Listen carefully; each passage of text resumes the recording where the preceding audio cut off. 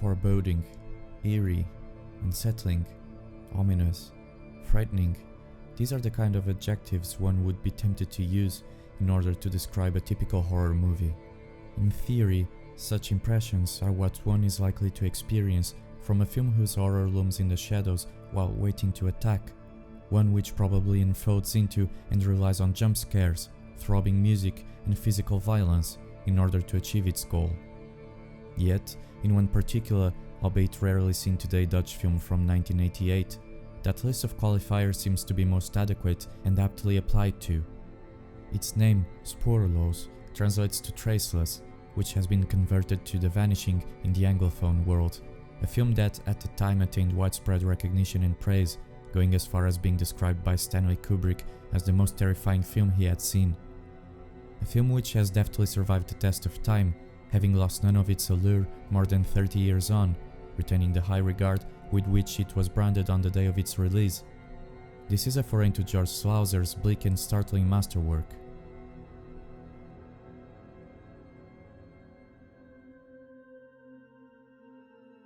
The Vanishing is a film based on the best-selling 1984 novel by Tim Krabbe, a multifaceted Dutch novelist, called The Golden Egg, and aside from his fiction writing work, Krabbe was also a journalist, chess player, and competitive cyclist, himself stemming from a family whose immediate relatives included painters, actors, TV presenters, film translators, and multimedia artists.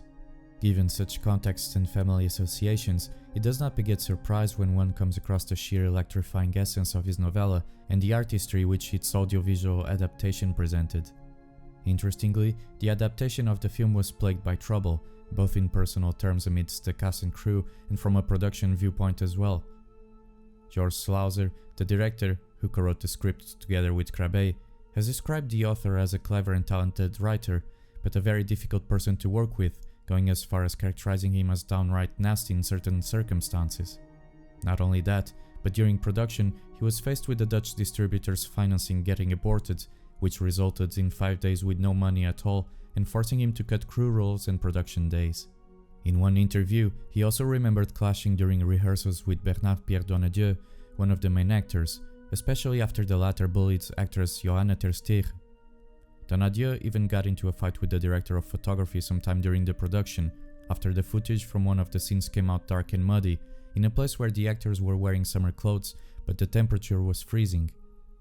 Gene Bervoets, another of the protagonists, recalled Donadieu as acting like a dictator on set, and in one occasion, both got into an actual physical scuffle in a scene that fortunately demanded so, after Donadieu persistently provoked and taunted Bervoets, a scene which was immortalized as the take used in the final cut. Bervoets himself later disclosed that on one occasion, fed up with the production woes, ran away from the set and walked until he was in the middle of nowhere, forcing the crew to search out for him. Despite that, The Vanishing was universally acclaimed as the best Dutch film of the year, being showered with praise on an international level, earning several awards at home and a performance award for Johanna ter Steeg in the then brand new European Film Festival. In the end, one is led to wonder on how extraordinary it is that sometimes the most fraught and dire circumstances can result in the unexpectedly dazzling creations and artistic expressions, if there's a vision and resilience in enough amount. Concerning the actual film, its title comes from a dream that Sasuke, the female protagonist, reveals to her partner, Rex, as she has been experiencing it recurrently, and which in fact has its origin in a dream that the author himself, Tim Krabbe, had when he was 5 years old. In it, she sees herself traveling in outer space in a golden egg, with an excruciating sense of loneliness, afterwards ascertaining the incoming appearance of another egg, leaving her with the impression that their collision would spell an undescribable catastrophe. The Vanishing, which in terms of plot for the most part follows the original novel, revolves around a summer holiday trip taken by a Dutch couple to France, comprised by Sasuke and Rex, in which she ends up disappearing, never to be seen again, after they stop in a gas station. The film then follows Rex, her companion, in his search for her throughout the years in a scheme that not only bounces back and forth in time through flashbacks and temporal ellipses, but also shifts its focus between the protagonist, Rex, and the antagonist, her abductor, a Frenchman called Raymond Lemorne, played by the talented but troublesome Bernard-Pierre Donadieu mentioned earlier, a strategy that had not been employed in the novella with the same level of complexity. The fact that such narrative dynamic not only provides an understanding of the events from a distinct non-linear temporal perspective, not unlike one gets from Gaspar Noé's Irreversible or Christopher Nolan's Memento, but that it surprisingly introduces the audience to the kidnapper very early on, effectively ends up working as a way to provide a character study for both opponents, whilst shifting the usual focus of inquiry often arising in such films from the who did it to the why did he do it. Indeed, one of The Vanishing's most indelible aspects is the extensive portrait it produces of its foe, Raymond, a decisive plot incursion that substantially aids the marked sense of unease that is so characteristic of the work. Raymond is a striking character, memorable for his realism and the naturalism through which his life, demeanor and thought is described, portraying his sociopathy in chilling fashion, even whilst removing itself from the usual unhinged, bloodthirsty style of Hollywood slasher films or the psychopathic malice and pleasure attained with violence associated with serial killers and other classic villains in cinema. He is a well-to-do family man with 2 young daughters, a comfortably living, albeit somewhat unremarkable, ordinary high school chemistry teacher, which has found early in his life that his thought process does not function exactly the same way as other people, citing the events in which he decided to leap off the tall veranda of his home just to prove himself capable of falling his own dare, despite its absurdity, and when he rescued a little girl from drowning in a river as formative moments. The latter event, in fact, compelled him to elaborate and execute the actions which have led him to where he is then, for upon witnessing one of his daughter's appraisal for his heroic actions, he had decided that that in fact meant nothing unless he could prove himself to be absolutely impervious to doing the exact opposite, in other words, to kill another human being. In various flashbacks, the viewer witnesses the preparation and concoction of his plan, testing chloroform on himself and minutely detailing the effects and their duration, even planning his abduction dynamic with his unwitting daughter or potential risks with his family, whilst one witnesses as well the several botched attempts at kidnapping women until he is confident enough to pull it off swiftly and without hesitation. Even though Raymond had perfected his approach, even coming up with a fake handcast to request the help of a potential victim, in a similar fashion to how serial killer Ted Bundy persuaded and performed several of his abductions, the story prepares the viewer for a heightened sense of frustration and impotence, through the way it discloses Raymond's successful enterprise as a result of pure chance and spontaneity, and the convergence of tiny details that end up putting Sasuke in front of him and inside his car after he had botched an earlier attempt and perhaps even given up in his plan. Ultimately, Sasuke's enduring curiosity and sympathy, her willingness to interact and casually develop her French language skills with Raymond, taken as a common, helpful man at surface, end up being her demise, and it is this realization that more bitterly poisons one's hopes that she may eventually pick up on his intentions somehow, a mere fantasy that is utterly crushed and heightened to spine-chilling levels as the audience witnesses her terrified expression when he chokes her with his chloroform-imbibed handkerchief. Sasuke is a warm, spontaneous, playful young woman,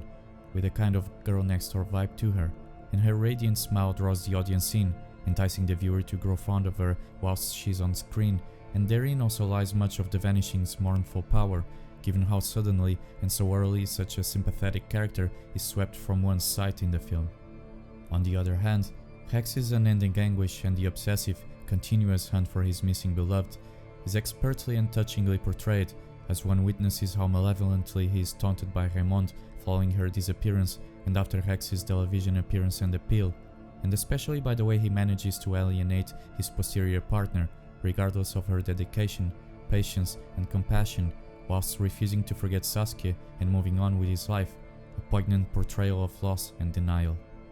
With Rex and Sasuke's minor quibbles and typical relationship assertions of power witnessed at the beginning of the film, and which culminate with Rex's abandonment of Sasuke in the tunnel despite her pleas, after they run out of gas, the relationship is given a strong, convincing description, and hence it becomes hard not to feel empathy toward Rex's distraught frame of mind, both immediately upon her disappearance and in the following years during his search. The scene in the tunnel in a way foreshadows her disappearance, for when Rex returns, she is not in the car and he knows not where to find her, though he shortly comes across her by the end of the tunnel, and this is not the only adumbration inserted in the narrative. Sasuke's haunting dream, a dream which Rex himself experiences later on and which is visually rendered subtly in the sequence where Rex returns to the plaza where Raymond had drawn him to, clearly prefigures her impending meeting with Raymond and its fatal outcome, whereas the later exchange between Raymond and Rex by the woods, in which they share unusual names and surnames in French and Dutch, not only acts as a mirror for Rex's earlier teaching of French words to Sasuke, but his mention of Dodeman as a Dutch surname meaning dead man appears to carry a somber glint of presage with it. Another instance of a somewhat eerie mood is the moment when, after burying the coins by the tree and having Rex to promise never to leave her, Sasuke's countenance appears troubled by something that is not quite clear. These and other minor details, such as the lingering shot of the flattened soda can, or the oval, perhaps one would call it egg-shaped pictures in the newspaper of both Rex and Sasuke, or the simple fact that it is Raymond's younger daughter's birthday gift to him, an R-shaped keychain that ends up being a crucial element in the development of the atrocious act, confer a tenacious sense of lasting disquiet that pervades the entire film. For its brooding atmosphere and the capacity to send shivers down one's spine all the way, especially as the viewer gets closer towards the end of the film, without resorting to jump scares or any vicious physical violence, doubtless with the aid of skillful cinematography, stirring acting, astute dialogue, all of which work marvelously to keep the audience at the edge of their seats, The Vanishing earns its place as one of the finest thrillers in film history, effectively standing perhaps as one of the grand films of Dutch tradition, one which is seldom explored or studied, but which nevertheless deserves recognition. In due time, other distinguished films from the Netherlands will have the chance to be presented on this channel, together with other European and international films from around the world. For the time being, if you have enjoyed this or other video essays on this channel, feel free to like, comment or subscribe, whatever feels more reasonable to you. Thank you for listening, and until next time.